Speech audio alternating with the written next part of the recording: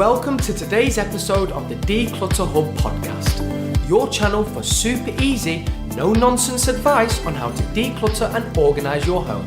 Please welcome your hosts, professional organisers Ingrid Jansen and Lesley Spellman.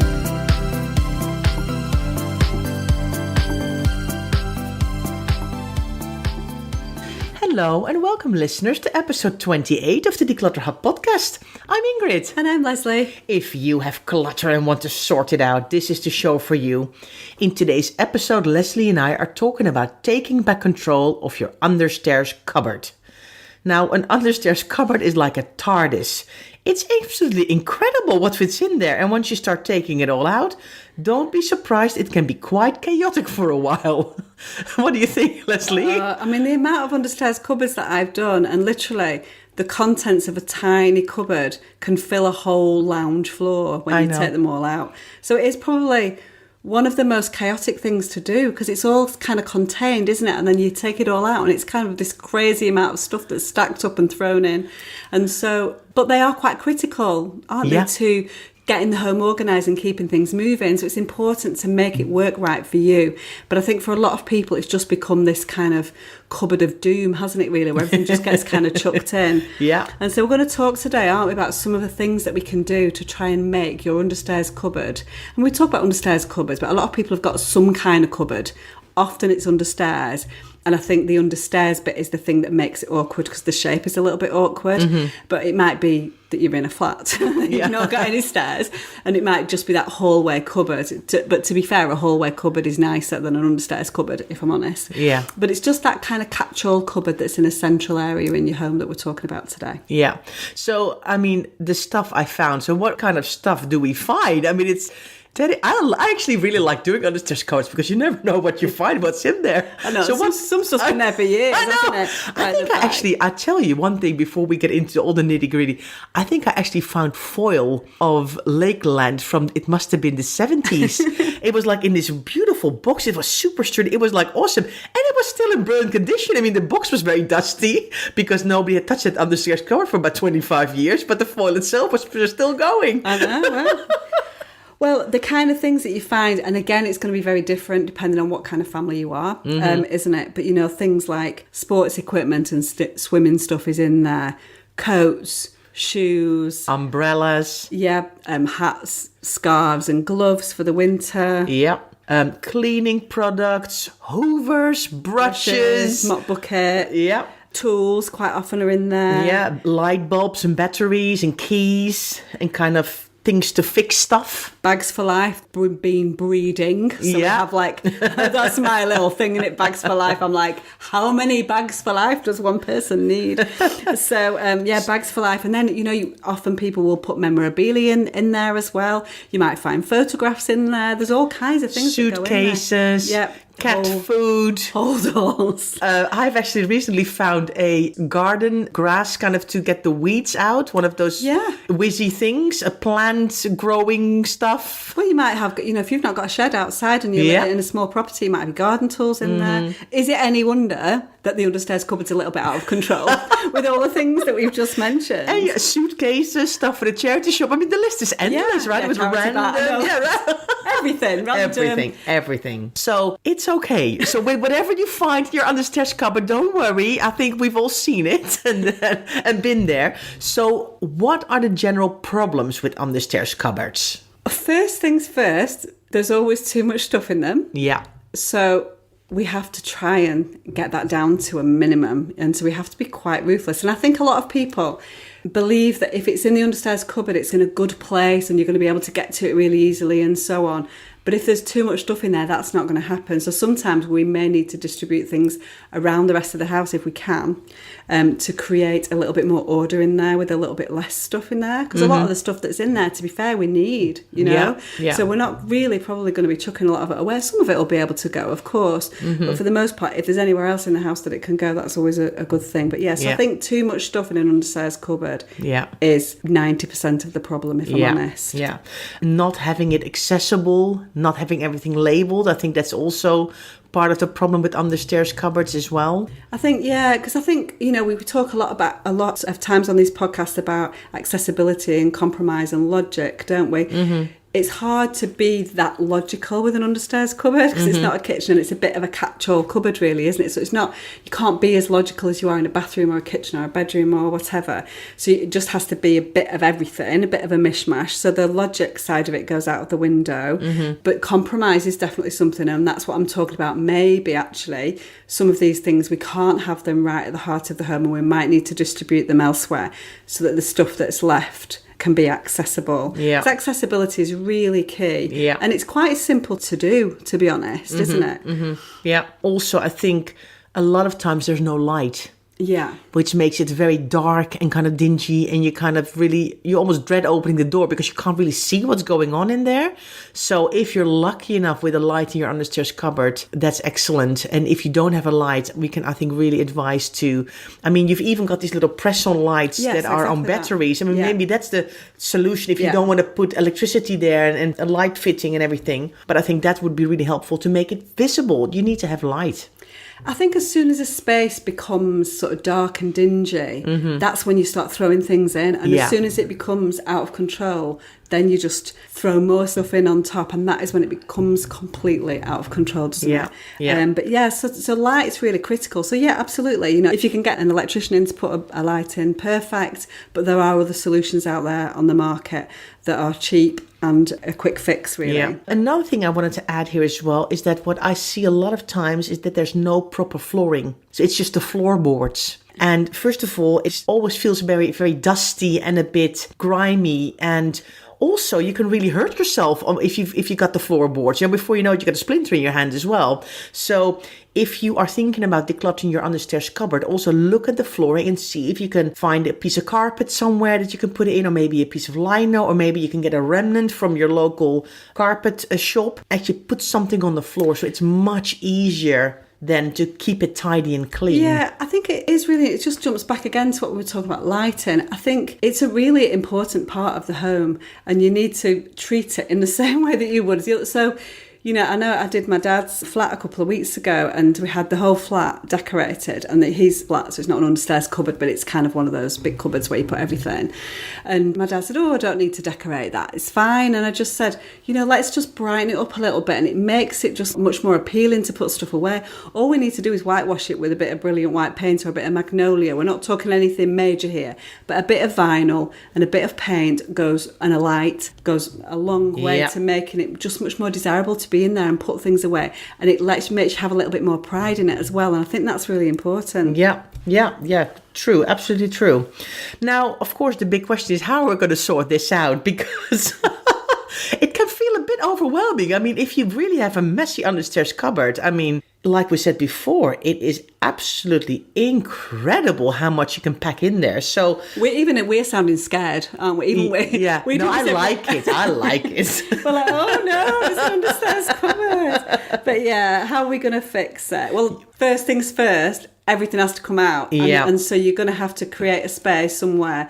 Probably not the hallway, so you're probably going to have to take the stuff out of your understairs cupboard and find a space on your lounge floor, on your dining room floor, on your kitchen floor. Because if you put all that stuff in your hallway, you're going to break your neck. Yeah. So, basically. Yeah. So we need to, so logistically, we've really got to think about where that's going to go. And so you almost need to create some space in one of those rooms before you start doing the understairs cupboard. Yeah. So there is definitely a sort of knock-on effect, isn't there, really, with that? Yeah. But don't put it all in your hall, because otherwise it's just, we've got to try and break down that overwhelming feeling, haven't we? Yeah. And I think also now you're listening to our podcast, we are already warning you that be prepared for a bit of mayhem. Be prepared that everything and anything comes out of that cupboard. And that's okay. We're going to talk through how you're going to do that. But if you get everything out, it can be a bit messy. But don't worry, it's fine. It's going to be fine. But be prepared for that. It gets worse before it gets better. Yeah. Well, to be fair, most declutters get worse before they get better, don't they? But I think understairs cupboards just have that added element of surprise. Because it's the randomness as well. You know what I found as well? Paint. Tins of paint. Oh, I know what else goes in there. What? Wrapping paper.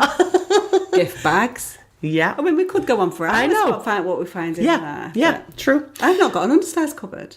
Have you? How can you? Well, actually, in my understairs cupboard, because I have actually got 3 cupboards in my hallway, I feel very lucky. So in my true understairs cupboard, there's actually toys. Right. Okay. Okay. So because I've got 2 other nice kind of more taller cupboards, then where I can put my Hoover, and I actually was able to create some shelving where my buckets and my ironing board and all of that stuff, and my shoe polish and my cleaning stuff and my batteries and all that lives. You didn't mention shoe polish, did you? You've got a shoe polish in yours? Yeah. Right, okay, anyway, well, we digress. So you take everything out, and then what the next step is that you start to categorize. So actually put your coats, shoes, umbrellas, hats, and scarves together. Put your cleaning products, your hoovers, and your brushes together. Put your tools, your light bulbs, your batteries together. Put your sports equipment together. So you start to create categories in the kind of mountain of stuff. And then it's much easier to have an overview of what you have and then think about what actually do I want to put back in this understairs cupboard and what can go elsewhere. So it's easier to see. So I think before you kind of start to run around your house trying to find other places for stuff, first categorize it. I think that's a really important step. Yeah, definitely. Categorize it first. And then, you know, like we said before, you've got to be ruthless here because what we're aiming for is less stuff. If we've got less stuff, it can be more accessible and easier to work with. So it's either going to be decluttering it and getting rid of some stuff in decent volumes as well. Because a lot of that stuff will have been stuffed down the back of that understairs cupboard for donkey's years, to be honest. You know, not all of it. And the stuff that's close to the door of the cupboard will probably be getting used every day. But there's a lot of stuff that's hidden at the back that we're probably not going to need. We've not used it for years. And so we really need to ask those vital questions. Do we need it? Do we use it? Do we love it? In order to ascertain how we move forward with that. But then it is about trying to, you know, it's hard when we talk about decluttering. It's very hard to talk about an understairs cupboard as a single unit because all decluttering in the house is all quite holistic, isn't it? And we need to kind of look at the whole house to try and find places for things. But we've got to tackle one thing at a time. So it may be that we can think, well, actually, I know that once I've done my kitchen declutter, that I will have a space for batteries and bulbs in my kitchen, which might be a little bit easier. So we just need to sort of do a little bit of forward planning as well. Yeah. But ultimately, we're looking for the absolute essentials to be in that understairs cupboard. Yeah, but I completely agree with you.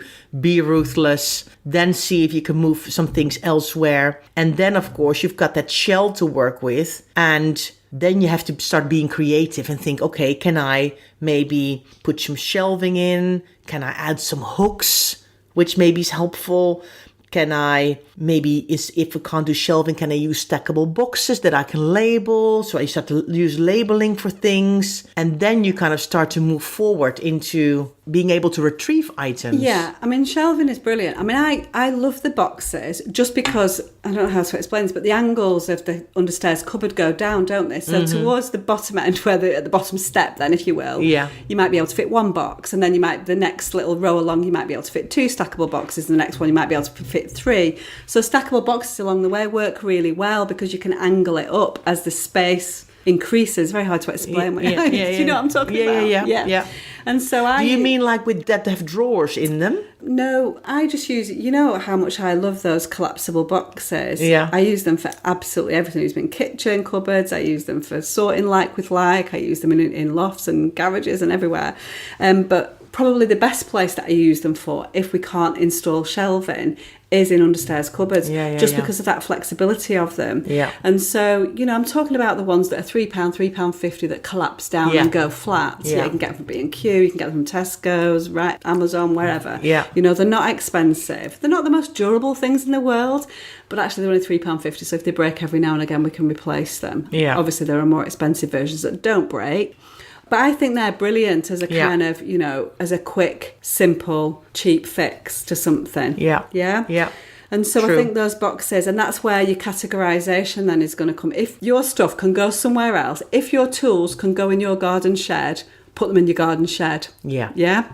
So if there's a possibility for them to go elsewhere in the house, use that possibility. Yeah. If they have to stay in your understairs cupboard, that's when we need to start using stackable boxes, categorising things, putting things in together, and aiming as best we can for accessibility. Yeah. I mean, what I always try and achieve if I can, and it's not always possible depending on the size of the cupboard, is that I can walk down the side. So I want boxes on one side of the cupboard and the ability to be able to walk down and see everything. Mm-hmm. Not always possible, but that's what I'm always aiming for. Yeah. Yeah, very good advice.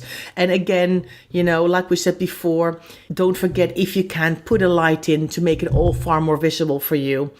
Yes, now of course, these are more kind of easier stackable boxes, cheap solutions, but there's some really nice storage solutions as well, isn't there, Lesley? Oh yeah, and I think joiners these days are getting more used to being asked for them. So I think as homes get tighter and tighter on space and smaller, then people are really looking for interesting storage solutions, particularly in understairs cupboards. So you've got people that are using pull-out drawers for shoes and things, and you can they're nice. It's hard to explain what they are because they're all completely bespoke, but they're fantastic. Yeah. And nowadays they're all over, aren't they? So joiners are doing those more and more. Yeah. But they're going to run probably to thousands is the bottom line. Yeah, I think I saw a photo somewhere and it was not really massive, and I think it was about £800. Right, okay. But it looked amazing, and it was several drawers. They all pulled out. It looked good. It was good quality.